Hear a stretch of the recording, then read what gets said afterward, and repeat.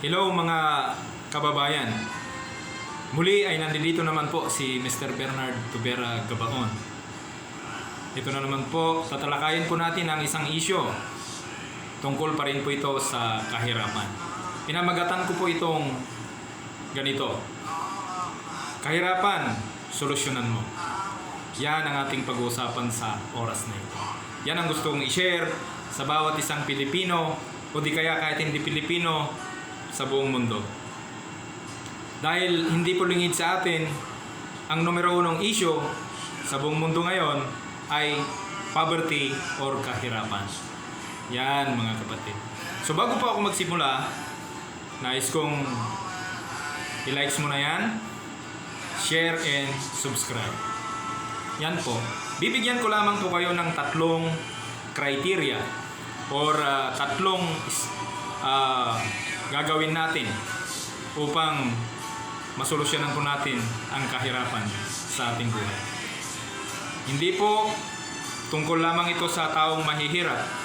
Hindi lamang po ito patungkol sa pinakamahirap, sa namamalimos, sa walang trabaho, sa squatter, sa maliit ang sahod, sa middle class, sa oligarchs, sa proletariat, o sa mayaman-mayaman.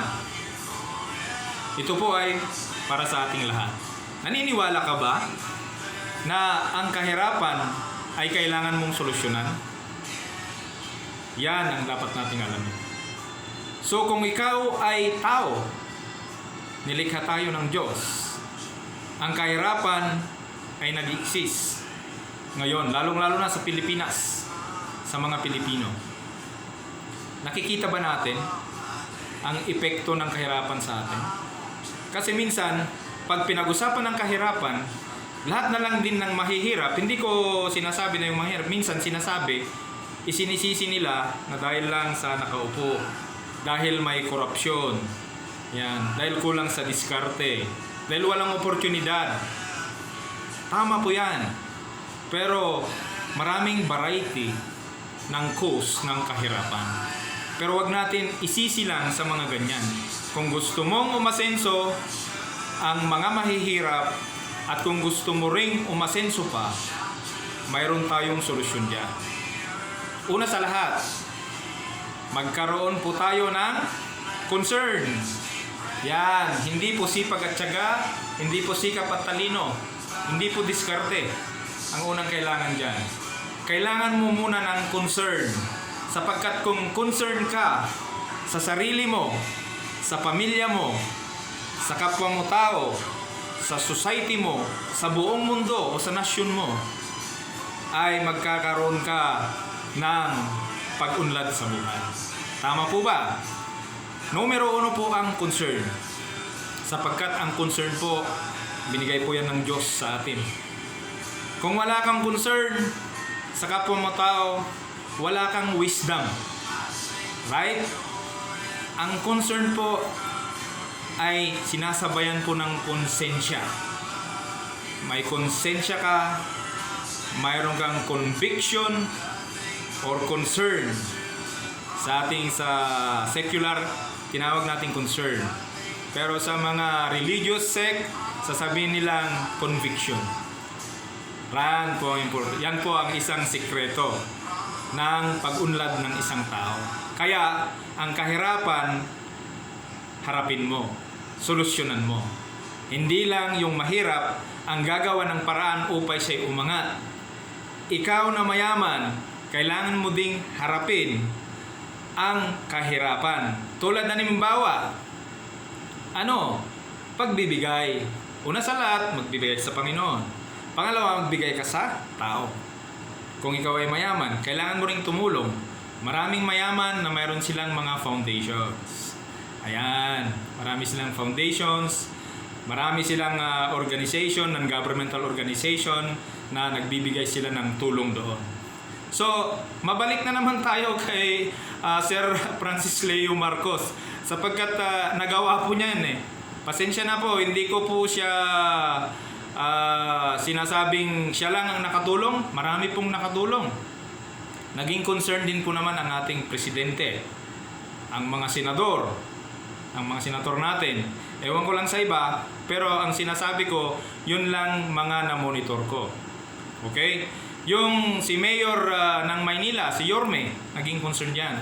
Senator Bong Revilla, yan, naging concern yan. Ma'am Amy Marcos, siyempre taga-Ilocos si Ma'am Amy, taga-Ilocos po tayo.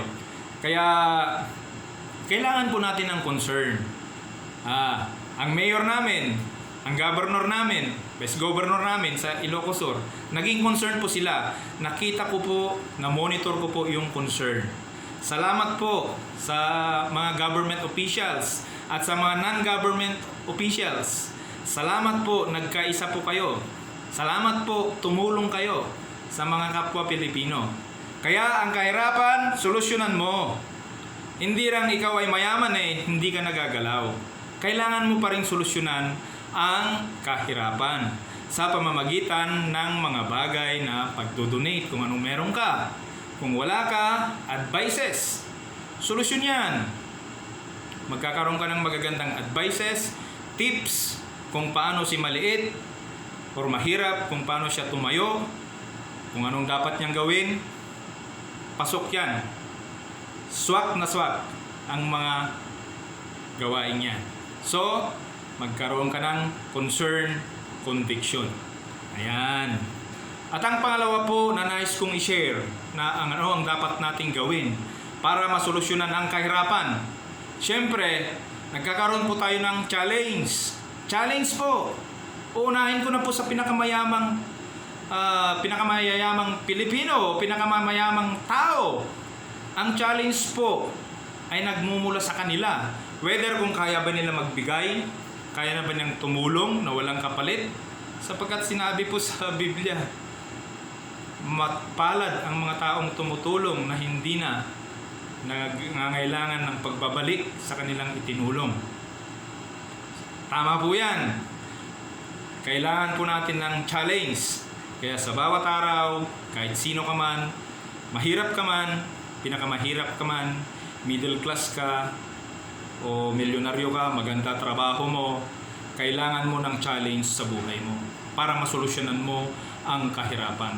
Hindi lang yung nagsosolo ka, iniisip mo, wala akong pakialam dyan sa mahihirap na yan. Whether we like it or not, kadena na po yan.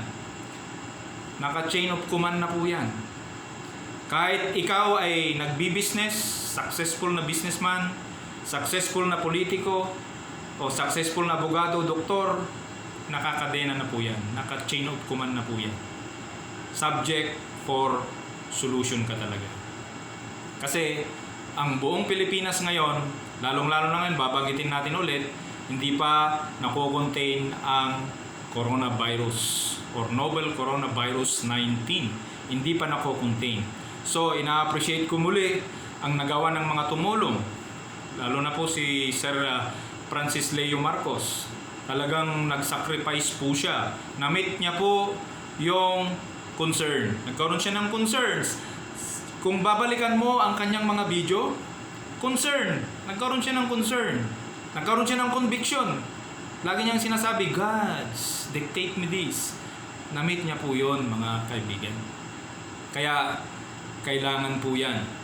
Yan po ang isang sikreto kung paano yumayaman ang mga yumayaman at ang mga mahirap na nagsusumika. Nagkakaroon sila ng concern, nagkakaroon sila ng challenge.